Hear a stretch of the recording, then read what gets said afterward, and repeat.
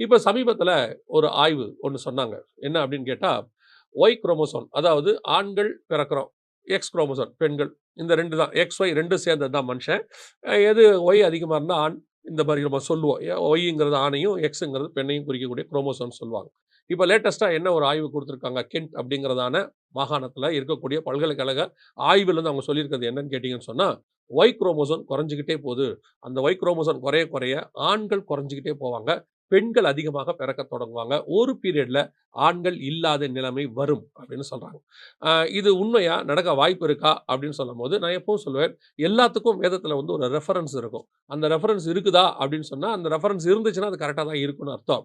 ஏசாயா புஸ்தகம் 4ஆம் அதிகாரம் 1வது வசனத்தில வேதம் இவ்விதமா சொல்லுது, ஒரு காலத்தில், கடைசி காலத்தில் 7 ஸ்திரீகள் ஒரு புருஷனை பிடிச்சுக் கொள்வாங்களாம். நாங்க சமைச்சுக்கிறோம், நாங்க சாப்பிட்டுக்கிறோம், எங்களுக்கு நாங்களே சம்பாதிச்சுக்கிறோம், எல்லாம் பண்ணிக்கிறோம். எனக்கு உன் பேர் மட்டும் விளங்கணும். அதாவது உன் சந்தானம்